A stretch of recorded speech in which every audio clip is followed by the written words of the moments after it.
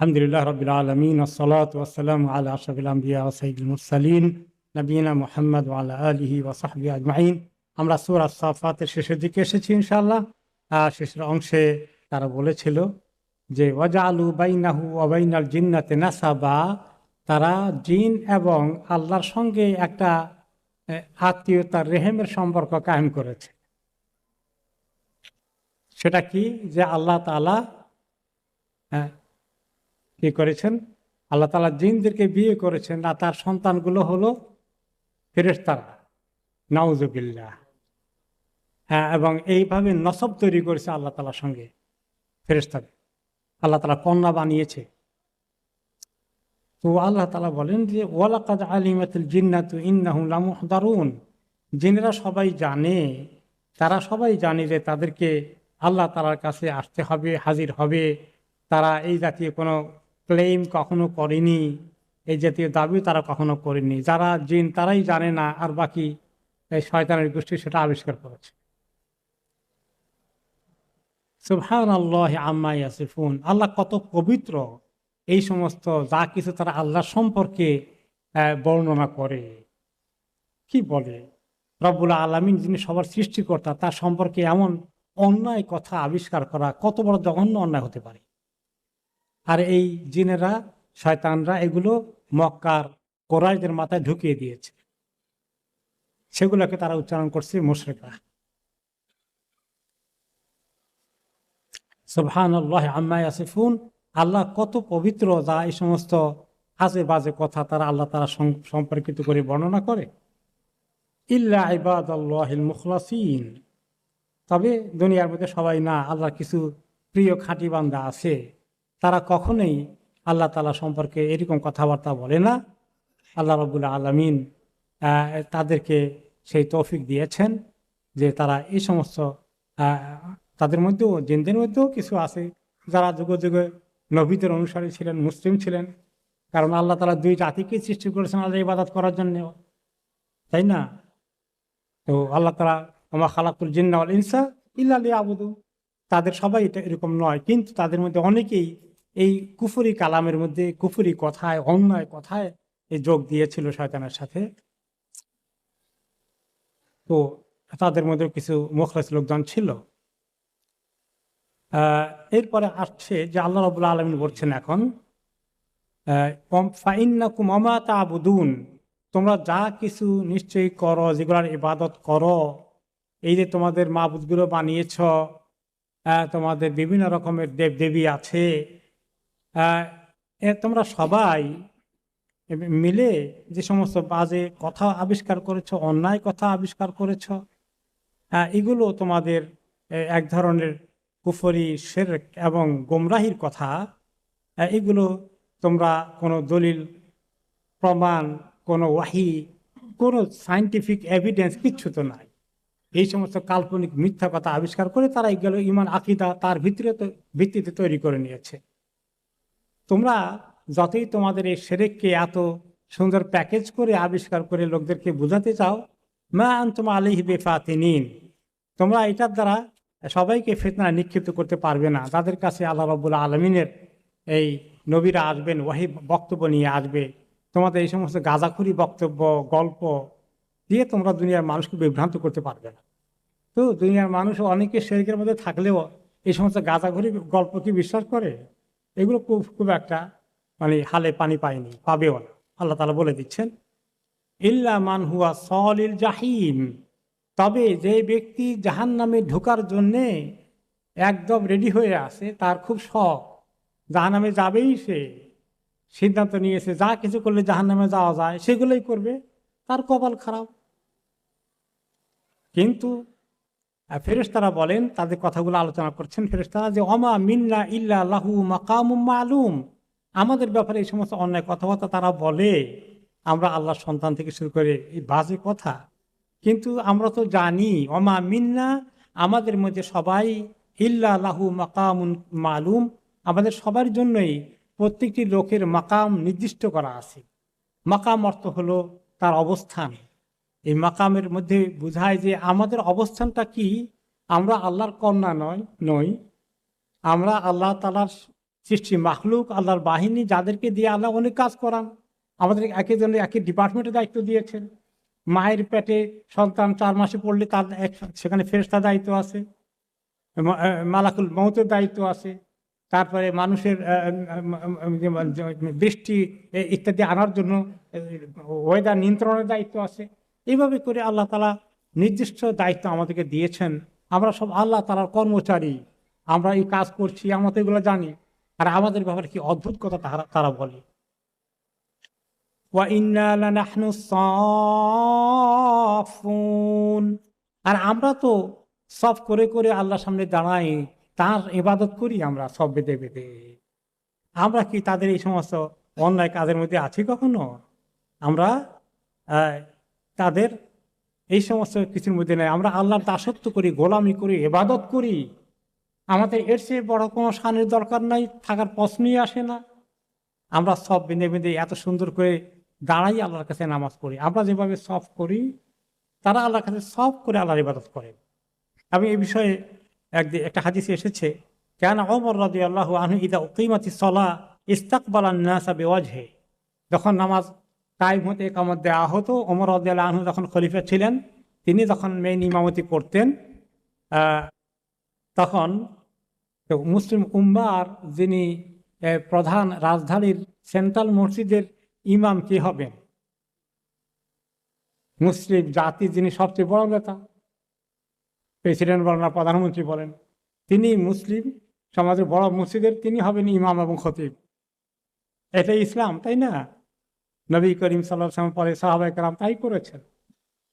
তো ওমর রাদিয়াল্লাহু আনহু নামাজ পড়াচ্ছেন এক সময় মদিনার মসজিদে, ইস্তাকবালান নাসা বিওয়াজহিহি, লোকদের দিকে ইকামতের পরে তিনি ফিরে তাকালেন।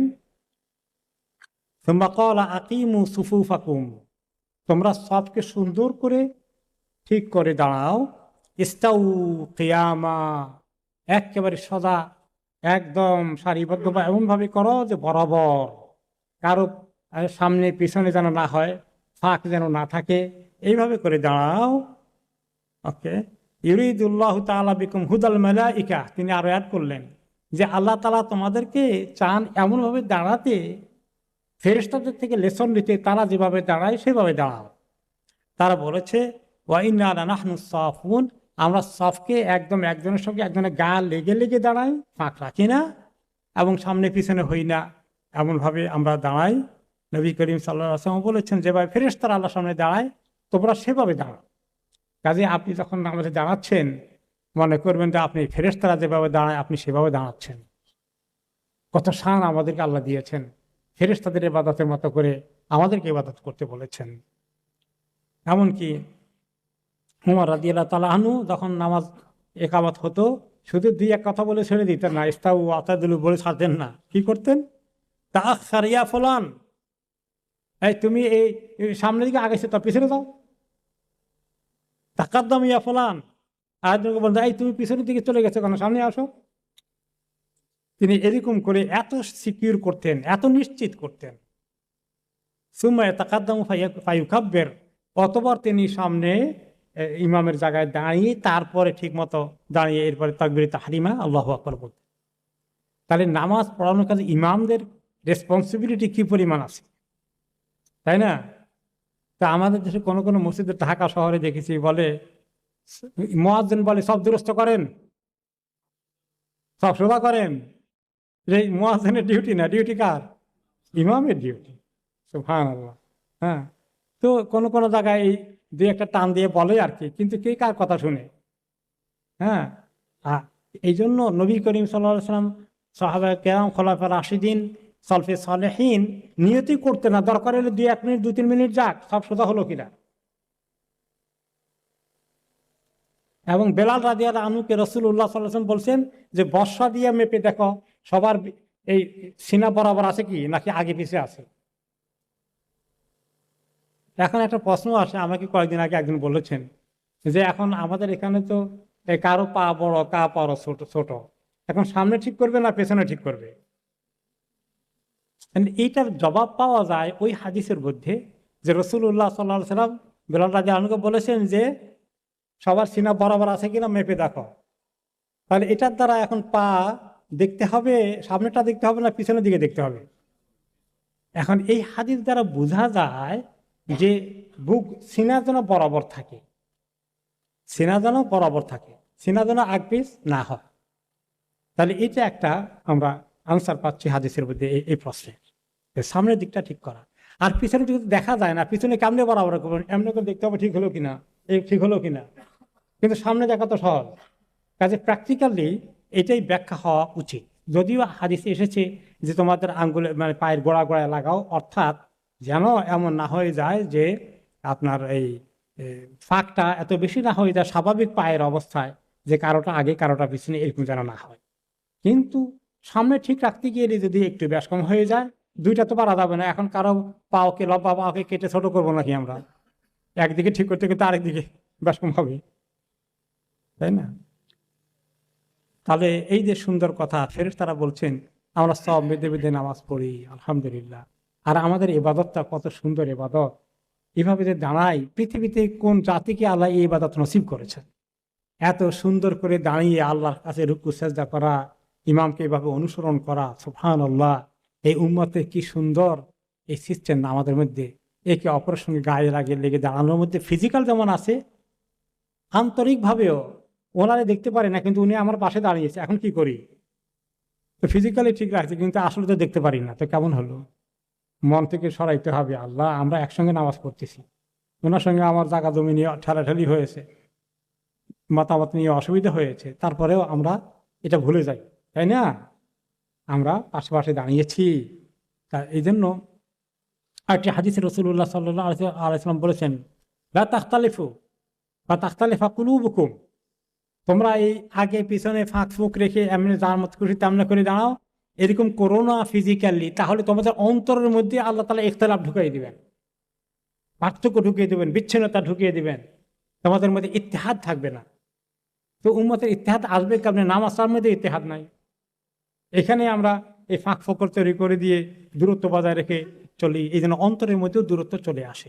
নবী করিম সাল্লাল্লাহু আলাইহি ওয়াসাল্লামের একটি কথা অনেক সুদূর প্রসারী, ফিজিক্যাল অর্থে সীমাবদ্ধ রাখলে হবে না। তিনি বলে দিলেন যে এভাবে কাছে কাছে না ভিড়তে পারলে, পাশে পাশে না দাঁড়াতে পারলে, একসঙ্গে এই চলার স্পিরিট তৈরি নামাজে তৈরি করতে না পারলে তোমাদের অন্তরের মধ্যে কি হবে? ইখতিলাফ তৈরি হবে, একে অপরের সঙ্গে মায়া মহব্বত এগুলো থাকবে না। তো ফেরেশতাদের মতো করে নামাজ পড়ো, ফেরেশতাদের মতো করে সফ করো, এই কথা আসলো হাদিসে এই আয়াতের অর্থে যে ওয়া ইন্না লানাহনু সাফুন, আমরা এইভাবেই সুন্দর করে সফ করে আমরা নামাজ পড়ি। আরেকটি হাদিস সহিহ মুসলিম একটা হাদিস আছে, হুযায়ফা রাদিয়াল্লাহু আনহু বলেছেন, ফুদ্দিলনা আলান নাসি বিসালাস, আল্লাহ তাআলা এই মুসলিম উম্মাহকে আমাদেরকে অন্যদের তুলনায় তিনটি হায়ার স্ট্যাটাস দান করেছেন, তিনটি মর্যাদা দিয়েছেন, যেগুলো যেগুলো অন্য কারো মধ্যে, অন্য কোনো উম্মতের মধ্যে নেই। আমাদেরকে আল্লাহ তাআলা তিনটি মর্যাদায় সমাসীন করেছে। এক নম্বর কি? জুইলাত সুফুফানা কাসুফুফিল মালাইকা, এই হাদিসে বলা হয়েছে যে আমাদের সবগুলোকে আল্লাহ তাআলা ফেরেশতাদের সফের মতো সফ করে দিয়েছেন। তারা যেভাবে আল্লাহর কাছে ইবাদতে দাঁড়ায়, আমরা সেভাবে দাঁড়াই। নাম্বার 2, ওয়াজুইলাত লানাল আরদা মাসজিদা, আমাদের জন্য আল্লাহ তাআলা গোটা জমিনকে মসজিদ বানিয়ে দিয়েছে। যেখানে প্রপার মসজিদ নেই, আপনি সফরে আছেন, তখন আপনি রাস্তাঘাটে মাঠে ময়দানে নামাজ পড়তে পারবেন না? পারবেন না। কিন্তু ইহুদি নাসারারা তাদের ওই ইবাদতখানা ছাড়া যে কোনো জায়গায় নামাজ পড়তে পারবেন, পথে ঘাটে পারবেন। এই উম্মতকে আল্লাহ তাআলা মানে ইহুদি নাসারার নবী করিম সাল্লাল্লাহু আলাইহি ওয়াসাল্লামের আগে নবীর উম্মতরা ঈসা আলাইহিস সালাম উম্মত, মুসা আলাইহিস সালামের উম্মত যখন নামাজ পড়তেন, তখন তারা তো আমাদের মতোই পড়তেন, কিন্তু এইরকম সুন্দর করে পড়ার বিধানটা ওনাদের মধ্যে তখনও চালু হয়নি। এটা আল্লাহ তাআলা এই উম্মতকে দান করেছেন। ও তুরবাতুহা তাহুরা, আর আল্লাহ তাআলা আমাদেরকে এই জমিনকে আমাদের জন্য পাক করে দিয়েছেন। এর দুটো অর্থ। একটা অর্থ হলো যে যদি আপনি জমিনের মধ্যে, ঘাসের মধ্যে, মাঠের মধ্যে কোনো ময়লা আবর্জনা নাপাক জিনিস না দেখেন, তাহলে গোটা জমিন যেখানে নামাজ পড়বেন আমাদের জন্য অ্যালাউড আছে। যায় নামাজ নাই, মুসল্লা নাই, খালি মাঠে নামাজ পড়তেছি, শুধু বালি আছে, শুধু মাটি আছে, শুধু ঘাস আছে, পড়লে নামাজ হবে নাকি হবে না? হবে। সুবহানাল্লাহ। তাহলে গোটা দুনিয়া আমাদের জন্য নামাজের জায়গা। নামাজ মসজিদ পাওয়ার জন্য কয়েক মাইল দূরে যেতে হবে না। অবশ্য জামাত পড়তে হলে তো অবশ্যই যেতে হবে। আর আরেকটি অর্থ আছে যে আমাদের পানি না থাকলে মাটি দ্বারা তায়াম্মুম করা যায়। সুবহানাল্লাহ, কত সহজ করে দিয়েছেন আল্লাহ তাআলা। আপনি সফরের হালতে আছেন, গাড়িতে আছেন, এরোপ্লেনে আছেন, বা এরোপ্লেনে তো উজু করার ব্যবস্থা আছে, আলহামদুলিল্লাহ আমরা চান্স নেই। এরকম কোনো জায়গায় সফরের মধ্যে অথবা অসুস্থ অবস্থায় পানি ব্যবহার করা যায় না, মাটিকে আল্লাহ আমাদের জন্য পাক পবিত্র করে দিয়েছেন, পাক পবিত্র হওয়ার ব্যবস্থা করে দিয়েছেন মাটি দিয়ে। তো এই উম্মত আল্লাহ তাআলার সেরা নবীর উম্মত। সেই উম্মত আল্লাহ তাআলার কাছে যদি দিন থেকে সরে যায়, এত মর্যাদা তাদেরকে আল্লাহ দিয়েছেন, তাদের আল্লাহর সঙ্গে কি হাসর হবে। ইবনে আব্বাস রাদিয়াল্লাহু তাআলা আনহু ব্যাখ্যা করেছেন যে এই যে হাদিসে এসেছে যে ফেরেশতাগণ তারা ভালো করে জানেন যে মাকামুন মালুম কিভাবে দাঁড়াতে হবে, এটাও আরেকটি অর্থ আসছে। তাদের পজিশন কি, দায়িত্ব কি, কার কোন ডিপার্টমেন্টে কাজ করবে সেগুলো যেমন আছে, যে কিভাবে দাঁড়াবো সেটাও আল্লাহ আমাদেরকে বলে দিয়েছেন, এটাও আরেকটি অর্থ এসেছে। এরপরে ওনারা ফেরেশতারা আরো কি বলেছেন, ওয়া ইন্না লানাহনুল মুসাব্বিহুন, তারা যে আমরা আমাদের তাসবিহ করি, এই তাসবিহ গুলো ফেরেশতাদের মেইন তো ইবাদত হচ্ছে তাসবিহ করা বেশি করে। আসলে এই আমরা যখন আল্লাহ তাআলার ইবাদত করি পুরোটাই তাসবিহ বলা যায়। তাসবিহর অর্থ আল্লাহর পবিত্রতা ঘোষণা করা, অপূর্ণাঙ্গতা থেকে আল্লাহ পরিপূর্ণতা আছে, আল্লাহ সমস্ত ক্ষমতা আছে, এগুলোকে এই কথাগুলোকে উচ্চারণ করা, প্রশংসার আকারে আল্লাহর পরিচয় তুলে ধরা, আর সমস্ত অপবিত্রতা, ত্রুটি বিচ্যুতি, অক্ষমতা থেকে আল্লাহ শানকে উঁচু করে ধরা, এগুলার সব মিলিয়ে অর্থ হচ্ছে তাসবিহ করা। তাসবিহ করা শুধু সুবহানাল্লাহ বলা না, সুবহানাল্লাহ তাসবিহ কিন্তু একই রুট থেকে আসে, তাই না? সাব্বাহা লিল্লাহি মা ফিস সামাওয়াতি ওয়া মা ফিল আরদ, এই সাব্বাহা তাসবিহ সূরার মধ্যে যেটা আসে, ওই তাসবিহর অর্থ কি? সমস্ত গাছপালা আল্লাহ তাআলার জিকির করে। তো জিকিরের মধ্যে খালি তো তাসবিহ সুবহানাল্লাহ আছে, আলহামদুলিল্লাহ এটাও জিকির, আল্লাহু আকবার এটাও জিকির, বিভিন্ন দোয়াগুলো, আল্লাহর প্রশংসার সূচক যে সমস্ত কালিমাত গুলো আছে সবগুলোই জিকির, সেগুলোকে আল্লাহ তাসবিহ বলেছেন। তো তাসবিহর মধ্যে যে অর্থটা মেইনলি আসে যে আল্লাহর প্রশংসা করা গুণগানগুলোর, এবং আল্লাহ তাআলার যে সমস্ত কোনো সৃষ্টির বা কোনো সত্তার যে সমস্ত ত্রুটি থাকে সেগুলোর ঊর্ধ্বে আল্লাহ তাআলার শানকে, বড়ত্বকে প্রমাণ করা, উচ্চারণ করা, এই দুটো হচ্ছে মেইনলি তাসবিহর অর্থ। যে তারা এভাবেই আল্লাহ তাআলার শানকে দেখে। এখন আল্লাহ তাআলার বড়ত্বের শান মুখে বলি, কিন্তু কাজের মধ্যে যদি উল্টাপাল্টা করি, নাফরমানি করি, হারামের দিকে চলে যাই, মিথ্যা কথা বলি, ঠকাই আরেকজনকে, আর আমি নামাজে আল্লাহু আকবার, আল্লাহ তো সবচেয়ে বড়, আমি তো এটা মানি, কিন্তু কাজে কর্মে মানি না, এটার নাম মুনাফিকি। তাহলে আল্লাহ তাআলাকে মুখে উচ্চারণ করে, বড় প্রশংসা করে, সবকিছু করে, সেটা যেন আমাদের সকল জীবনের কাজে কর্মে, শুধু ইবাদতে নয়, লেনদেনে, মুআমালাতে মানুষকে ঠকায়, আল্লাহর ভয় থাকে মানুষকে ঠকানো যায়। আল্লাহ কি পরিমাণ লুটপাট ঠকায়, পার্টনারশিপে বিজনেস করলে কয়দিন থেকে কি অবস্থা, কিভাবে আউট করে দেয় আরেকজনকে। মানে এই সমস্ত আমরা এইরকম লোকরা আমরা নামাজ পড়ি। তো তাসবিহর হক আদায় করতে হবে, আল্লাহকে সেভাবে ভয় করতে হবে, যার এত ক্ষমতার কথা মুখে মুখে আমি বললাম, আর সেই আল্লাহকে আমি কোনো তোয়াক্কাই করলাম না, আমি গুনাহ করে যাচ্ছি, আল্লাহ তাআলা মাফ করুন। ফেরেশতাগণ ঠিকই তারা এইভাবে প্রশংসা করেন, এই প্রশংসার হকও তারা আদায় করেন। একটা জিনিসকে তারা কখনোই আল্লাহর কোনো নির্দেশকে অমান্য করেন না, বরখেলাফ করেন না।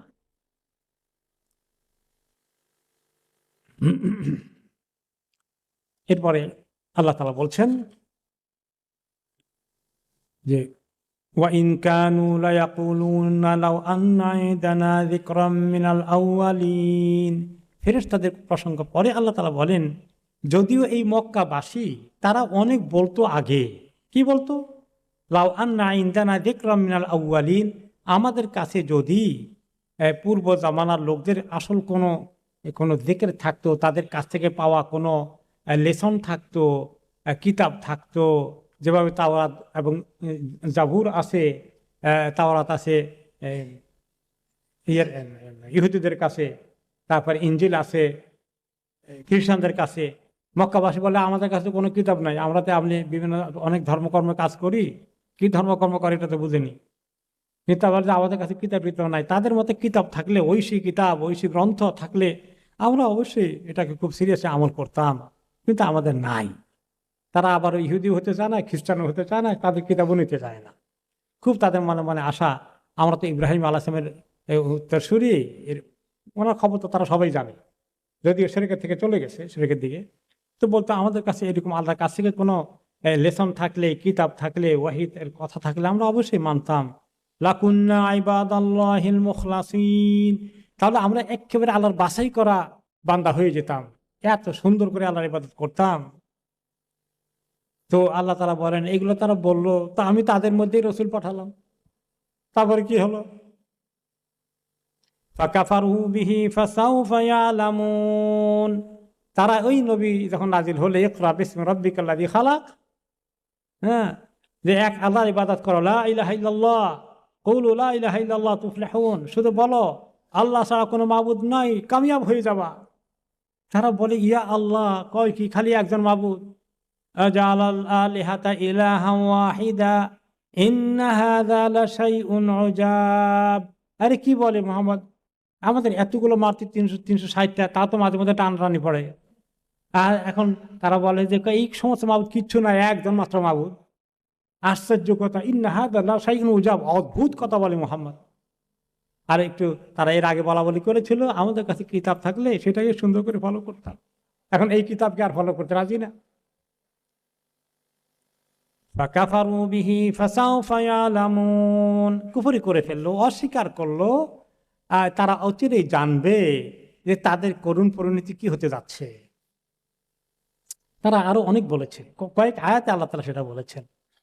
وَإِن كَانُوا لَيَقُولُونَ لَوْ أَنَّ عِندَنَا ذِكْرًا مِّنَ الْأَوَّلِينَ لَكُنَّا عِبَادَ اللَّهِ الْمُخْلَصِينَ, যদিও তারা হে নবী আপনি আসার আগে বলতো আমাদের কাছে যদি এমন কোন কিতাবপত্র ওহী কিছু জাতীয় কিছু থাকতো আগের জামানার, তাহলে আমরা আল্লাহর একেবারে বাছাই করা বান্দা হয়ে যেতাম। কিন্তু অন্য জায়গায় আরো বলেছে, আরো তারা বলেছে ওয়া আকসামু বিল্লাহি জাহদা আইমানিহিম লাইন জাআহুম নাযীরুন লায়াকুনান্না আহদা মিন ইহদাল উমাম। তারা কসম করে বলেছিল যে সত্যি, তাদের এত শক্ত কসম করেছে যে তাদের কাছে যদি সত্যি আল্লাহর কাছ থেকে সতর্ককারী নবী রসুল এরকম কেউ আসে, তাহলে তারা সমস্ত পৃথিবীর জাতিগুলোর মধ্যে সবচেয়ে বেশি হেদায়েত প্রাপ্ত হয়ে যাবে, হেদায়েতের লাইনে চলে আসবে। এরকম তারা খুব আল্লাহর কাছে বলেছিল, বলা বলি করেছিল। ফালাম্মা জাআহুম নাযীরুম মা যাদাহুম ইল্লা নুফুরা, আর যখনই তাদের কাছে নাযীর আসলেন নবী রাসূল সাল্লাল্লাহু আলাইহি ওয়াসাল্লাম তাদের কাছে, এটা দেখে তারা শুধুমাত্র এই দূরে ছুঁড়ে ফেলে দিয়ে তার থেকে দূরে সরে যাওয়ারই কাজ তারা করতে থাকলো, এর বেশি কিছু করলো না। এখন আয়াতে আল্লাহ তাআলা বলেছেন আন তাকুলু বিইন্নামা উনজিলাল কিতাবু আলা তাইফাতাইন মিন ক্বাবলিনা ওয়া ইন কুননা আন দিরাসাতিহিম লাগাফিলিন। হে মক্কাবাসী, কুরাইশগণ, তোমরা জানো না বলো একদিন আমি কেন তোমাদের মধ্যে নবী রাসূল পাঠিয়েছি, তোমরা যেন বলতে না পারো যে আসলে কিতাব তো আল্লাহ পাঠিয়েছিলেন আলা তাইফাতাইন মিন ক্বাবলিনা, আমাদের আগে দুই গ্রুপের কাছে পাঠিয়েছিলেন। দুই গ্রুপকে, ইহুদিরা এবং খ্রিস্টান সম্প্রদায়, তাদের কাছে নবী আসছিল, আমাদের কাছে তো আসে নাই। ওয়াইন কুন্না আন দিরাসাতিহিম লাগাফিলিন, আমরা কি তাদের বই পুস্তক পড়ার মতো আমাদের কোনো ভাষা জ্ঞান নলেজ কিছু আছে নাকি? ওগুলো সম্পর্কে আমরা কিছুই জানতাম না। তো আমাদেরকে তো আল্লাহ পাঠালো না, এখন আল্লাহ আখিরাতে কেন পাকড়াও করবেন আমাদেরকে? এই যুক্তি নিয়ে তোমরা বসেছিলে। তো আমি নাজিল করলাম ফাকাফারু বিহি ফাসাউফা ইয়ালামুন, তারা কুফরি করে ফেললো আমার এই ওয়াহিকে, আমার রাসূলকে, আমার এই সমস্ত দ্বীনকে তারা অচিরেই জানতে পারবে। এরপরে আল্লাহ তাআলা এই সূরাকে কনক্লুড করছেন ওয়ালাকাদ সাবাকাত কালিমাতুনা লিইবাদিনাল মুরসালিন। আমার কথাবার্তা আমার যারা ওহী প্রাপ্ত নবী রাসূলগণ আছে তাদের জন্যে আল্লাহ তাআলা একদম অনেক আগে লিখে দিয়েছেন। তাদের বিজয় হবে, তাদের কথাই একদিন আল্লাহ তাআলা ফলাবেন, তাদের বাণী উঁচু থাকবে, আমার এই রাসূলরা ব্যর্থ হবে না। ইন্নাহুম লাহুমুল মানসুরুন, তারা অবশ্যই সাহায্যপ্রাপ্ত হবে, তারা অবশ্যই বিজয়ী হবে। আল্লাহ তাআলা যুগে যুগে তাই করেছেন। যদিও কোনো কোনো নবী শাহাদাত বরণ করেছেন, কিন্তু যারা আল্লাহর রাস্তায় শহীদ হয়ে যায় দুশমনের মোকাবেলায়, তারা কি পরাজিত হয়ে গেছে? না, তাদের আরো বড় বিজয় হয়েছে, শাহাদাতের বিজয় হয়েছে।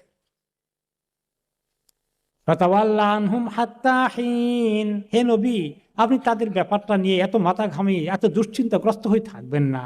আপনি তাদেরকে মুখ থেকে মুখ ফিরিয়ে নেন, কিছুদিন আপনি দেখেন তাদের সীমা লঙ্ঘনের পরিণতি তাদের আসছে, আমার কাছে লেখা আছে। একদিন আপনি দেখবেন তাদের এই বাহাদুরি থাকবে না বেশি দিন। ওয়া ইন্না জুনদানা লাহুমুল গালিবুন, আমার বাহিনী নিশ্চয়ই অবশ্যই একদিন বিজয়ী হবে। মক্কা বিজয় হয় নাই, একটু সময় লেগেছে, তাই না? এটাই আল্লাহ তাআলার নিয়ম। পরীক্ষা নিরীক্ষার পরে আল্লাহ বিজয় দান করেন ইসলামের। ফাতাওয়াল্লা আনহুম হাত্তা হিন, আবার রিপিট করতেছেন আগের আয়াতটা আল্লাহ তাআলা। আপনি ওদেরকে একটু এড়িয়ে চলেন তো, ওদের ব্যাপারে এত পেরেশানি কেন আপনার? একটু সময় দেন, আপনি দেখবেন কি হয়, দেখবেন কি হয়। মক্কা যে বিজয় হবে আল্লাহ তাআলা কি জানেন না? আবু সুফিয়ানও যে আজকে লিডারি করছে, সেও যে ইসলাম কবুল করবে, সেগুলো কি আল্লাহ জানেন না? তো রাসূলুল্লাহ সাল্লাল্লাহু আলাইহি ওয়াসাল্লাম তো জানেন না? ওনার মনের কষ্ট, আহারে আমার কওম যদি ইসলাম কবুল করতো। ওনার পেরেশানিকে থামানোর জন্য আল্লাহ তাআলা ওনাকে বারে বারে নসিহত করছেন। ওয়াবসিরহুম ফাসাউফা ইউবসিরুন, আপনি তাদেরকে টাইম দিয়ে দেখেন, দেখেন একটু তারা কি করে, কদ্দুর লাফায়। তারা অচিরেই দেখতে পাবে তাদের সামনে কি ঘটতে যাচ্ছে।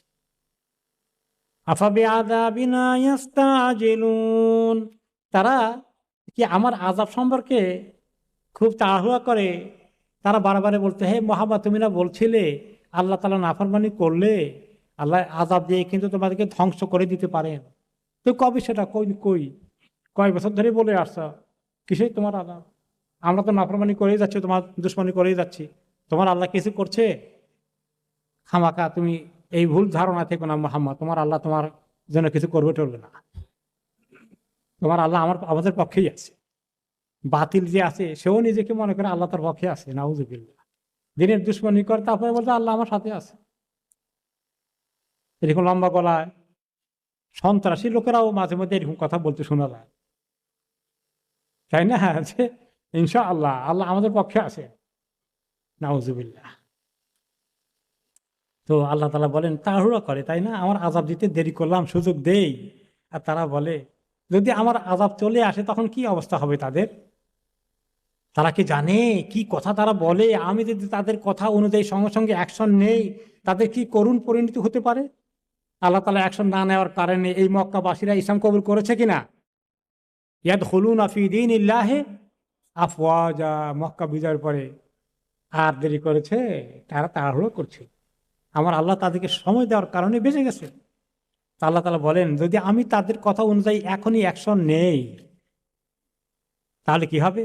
ফাসাআ সাবাহুল মুনযারিন, যদি আমি আযাব দেই তাহলে এই সতর্ক যাদেরকে করা হয়েছিল তাদের সকালটা কত খারাপ সকাল হতে পারে তারা কি চিন্তা করে? আমি রাতের ভিতরেই সমস্ত একদম স্ম্যাশ করে দিতে পারি, ভূমিকম্প দিয়ে পাহাড় থেকে দিয়ে চিপিয়ে পিষিয়ে মেরে ফেলতে পারি, জমিনে তলিয়ে দিতে পারি। তাদের এই ভোরটা অত্যন্ত খারাপ ভোর হয়ে যেতে পারে, সব লাশ পড়ে আছে, এমনও হতে পারে। কেন তারা এত সীমা লঙ্ঘন করে? ওয়াতাওয়াল্লা আনহুম হাত্তা হিন, আবার আল্লাহ তাআলা বলছেন আপনি রাখেন, ওদের থেকে মুখ ফিরিয়ে নেন, এত পেরেশানি করে না, আপনি কাজ চালিয়ে যান, ইসলাম কবুল করার মতো লোক পাবেন আপনি। কিছুদিন একটু দেখেন, আল্লাহ আল্লাহ তো জানেন দিন কখন শেষ হবে।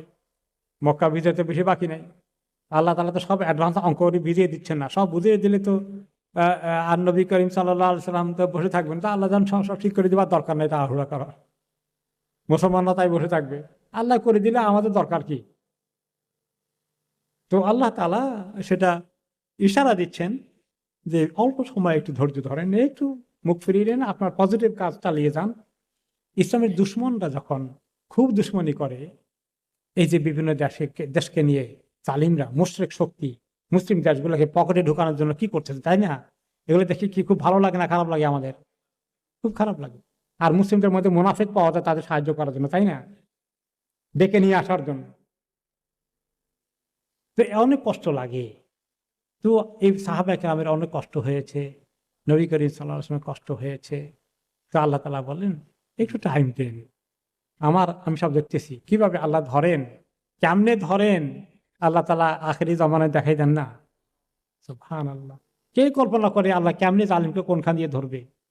কার অঙ্ক করে বাইর করতে পারবে? কে রিসার্চ করে এটা একটা ফর্মুলা বের করবে বলেন দেখি? এই সমস্ত ফর্মুলা রিসার্চ করে, গবেষণা করে, পিএইচডি ডিগ্রি করে বাইর করা যেত? আল্লাহু আকবার, সুবহানাল্লাহ, সুবহানাল্লাহ। আল্লাহর ক্ষমতা, কুদরতকে আল্লাহ কিভাবে দেখিয়ে দেন। আল্লাহ রাব্বুল আলামিন বলছেন, আপনি দেখুন, থাকুন, অপেক্ষা করুন। ওয়াবসির ফাসাউফা ইবসিরুন, একটু আপনি দেখেন তারা কি করে, তাদের কি পরিণতি হয়।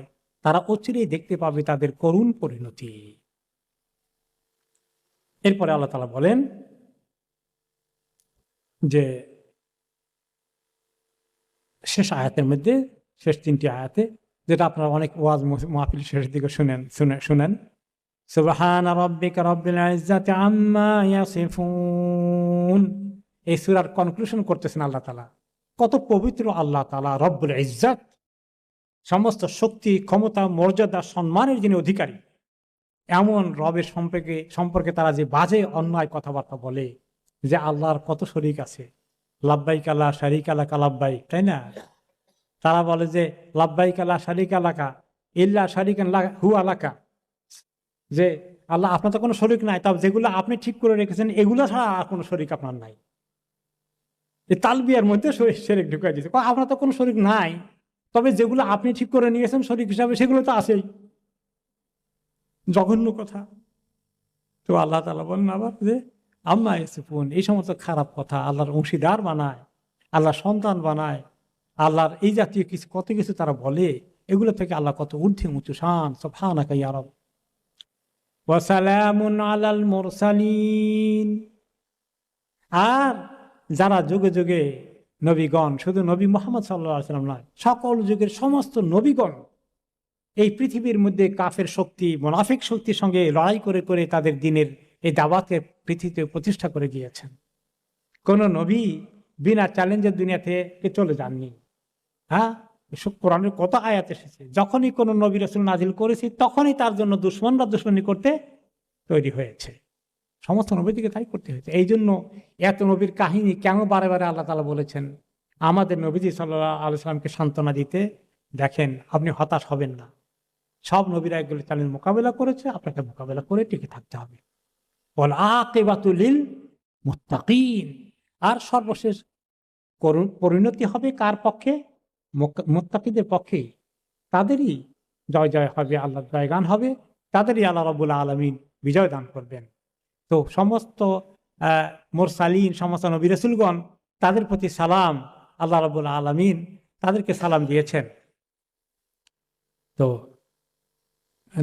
একটা হাদিসে এসেছে, আবু সাঈদ খুদরি রাদিয়াল্লাহু আনহু বলেন যে রাসূলুল্লাহ সাল্লাল্লাহু আলাইহি ওয়াসাল্লাম বলেন, আন্নাহু কানা ইযা আরাদা আন ইউসাল্লিমা ক্বাল, আল্লাহ তাআলা মানে যখন সালাম দিতে চান তখন তিনি বলেন সুবহানা রাব্বিকা রাব্বিল ইজ্জাতি আম্মা ইয়াসিফুন ওয়া সালামুন আলাল মুরসালিন ওয়ালহামদুলিল্লাহি রাব্বিল আলামিন। যে আল্লাহ তাআলা নবীদেরকে সালাম দিতে হলে এভাবে সালাম দেন, সালামুন আলাল মুরসালিন, নবীদের প্রতি সালাম। তো আল্লাহ রাব্বুল আলামিন এই মজলিসকে আমরা যে শেষ করি, এই কথা বলে অনেক বক্তারাই ইসলামী প্রোগ্রামে, তাই না? এটা যে শেষ করেন, এই বিষয়ে যে হাদিসটি এসেছে সেটা আসছে আল্লাহ রাসূলুল্লাহ সাল্লাল্লাহু আলাইহি ওয়াসাল্লাম, মান সাররাহু আন ইয়াকতালা বিল মিকিয়াল আল আওফা মিন আল আজরি ইয়াউমাল কিয়ামা ফালিয়াকুল আখিরা মাজলিসি হিনা ইরিদু আন ইয়াকুম। কোন মজলিসে কেউ যদি থাকে, সেটা কোনো মিটিং হতে পারে, কোনো সমাবেশ হতে পারে, এমনিতেই কয়েকজনে বসে কিছু কথাবার্তা বলছিল, এমনও হতে পারে। যখন এই মজলিস থেকে তারা শেষ করে শেষ দিকে যদি তারা বলে সুবহানা রাব্বিকা রাব্বিল ইজ্জাতি আম্মা ইয়াসিফুন ওয়া সালামুন আলাল মুরসালিন আলহামদুলিল্লাহি রাব্বিল আলামিন। তাহলে তারা যেন এই কথাটা বললে তাদের এই কথার যে নেকি হবে এর ওজন হবে অনেক হেভি, বিশাল আমল নামায় এই ওজনই এই কথা তাদের জন্য আমল লেখা হয়ে যাবে এটা পড়ার কারণে। এটা যদিও কোনো কোনো হাদিসে এসেছে যে নবী করিম সাল্লাল্লাহু আলাইহি ওয়াসাল্লামের বক্তব্য হিসাবে প্রমাণিত হয়নি, বরঞ্চ আলী রাদিয়াল্লাহু আনহুর বক্তব্য হিসাবে প্রমাণিত হয়েছে।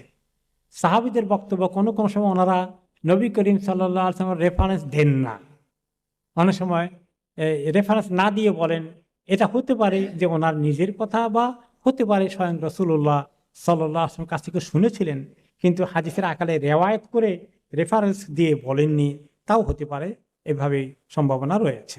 এই জন্যই ওলামায়ে কেরাম যুগে যুগে অনেক ক্ষেত্রেই বক্তব্য শেষ করার সময় এই 3টি ছোট ছোট আয়াত পড়ে শেষ করেন, যেখানে আল্লাহ তাআলার রবের পবিত্রতা ঘোষণা করা হয়েছে এবং সমস্ত নবীদের প্রতি সালাম পাঠানো হলো এবং সর্বশেষে আল্লাহ রাব্বুল আলামিনের প্রশংসা, আলহামদুলিল্লাহি রাব্বিল আলামিন, আল্লাহ রাব্বুল আলামিনের যে প্রশংসা এটা দিয়ে আমরা শেষ করলাম।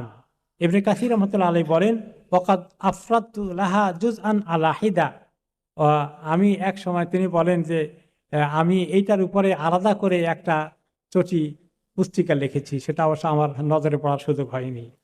তো আল্লাহ রাব্বুল আলামিন এই যে আমাদের কাছে কথাগুলো রাখলেন, এই কথাগুলো অন্য কারোর জন্য নয়, এগুলো আমার জন্য আপনার জন্য, তাই না?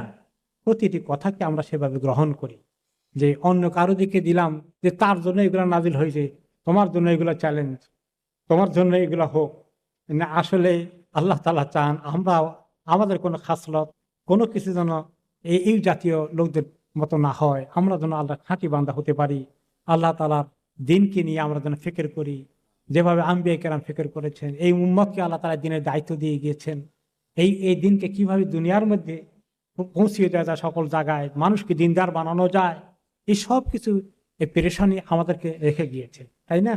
এই উম্মত এই দায়িত্ব শুধুমাত্র নিজে ইবাদত করা নয়, দুনিয়ার মধ্যে দ্বীনের এই সমস্ত দাওয়াত মানুষের কাছে পৌঁছে দিয়া সমস্ত মানুষকে দিনদার বানানো, এই দিনকে জমিনের মধ্যে কায়েম করা, এই সমস্ত দায়িত্ব এই উম্মতের। আল্লাহ রাব্বুল আলামিন আর কোন নবী পাঠাবেন না।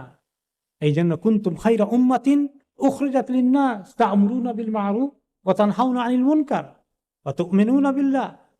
তো এই তোমরা হচ্ছে সর্বোত্তম জাতি, সেরা জাতি, পৃথিবীর মধ্যে বাছাই করা জাতি। তোমাদের শুধু দুনিয়া কামার জন্য, বিল্ডিং বানানোর জন্য, বাড়ি ঘর দেশে একটা এখানে 3টা না এখানে একটা দেশে 3টা যাই করে এগুলোর জন্য শুধু নয়, তোমাদের অনেক কাজ আছে। উখরিজাত লিন-নাস, মানুষের পিছনে সারাদিন কাজ করবা, মানুষকে দাওয়াত দিবা, আল্লাহ দিকে নিয়ে আসবা।